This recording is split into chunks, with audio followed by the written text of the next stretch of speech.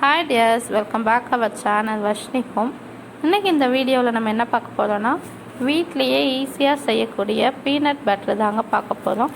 வாங்க எப்படி செய்யலான்னு பார்க்கலாம். அதுக்கு முன்னாடி நான் ஃப்ரெஷ்ஷாக வேர்க்கடலையை தோலை ரிமூவ் பண்ணிவிட்டு எடுத்து வச்சுருக்கேன். வாங்க வீடியோக்குள்ளே போகலாம்.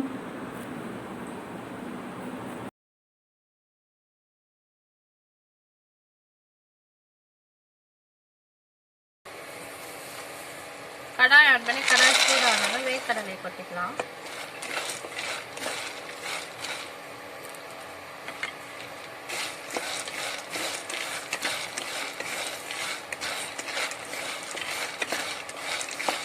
வேர்க்கடலை கொஞ்சம் லோ ஃப்ளேம்லேயே வச்சுக்கோங்க, இல்லைன்னா கரிஞ்சிடும்.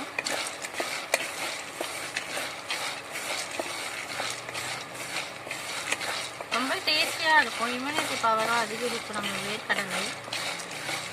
நம்ம எப்பயுமே கடையில் வாங்க போனோன்னா ரொம்பவே அதிகமாக இருக்கும்.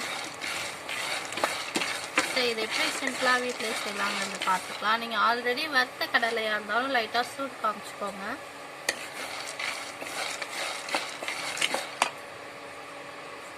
நீங்கள் தோல் இல்லாமல் கூட கடலை சேர்த்துக்கலாம், கடையிலே வச்சோம்.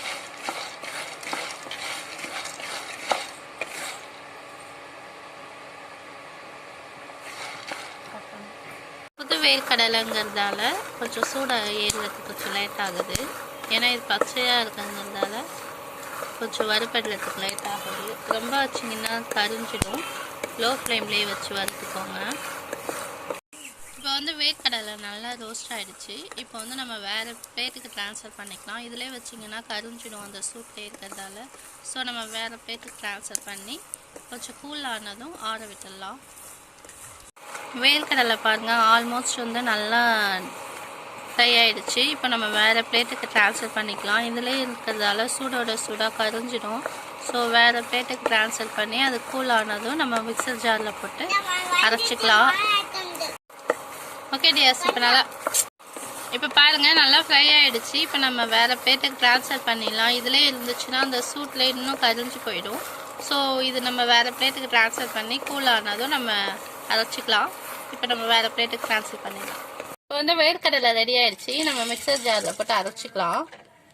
வாங்க. இப்போ நம்ம சால்ட்டு சேர்த்துக்கலாம். சேர்த்துட்டு அரைச்சிக்கலாம்.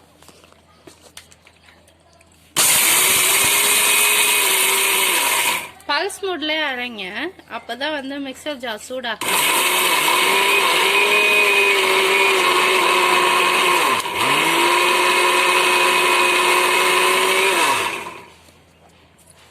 இப்போ இந்த ஸ்டேஜில் இன்னும் கொஞ்சம் அரைச்சிக்கோங்க.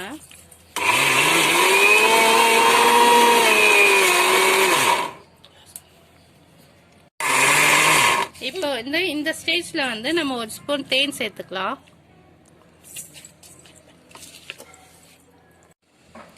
இப்போ பாருங்க, தேன் சேர்த்துக்கலாம்.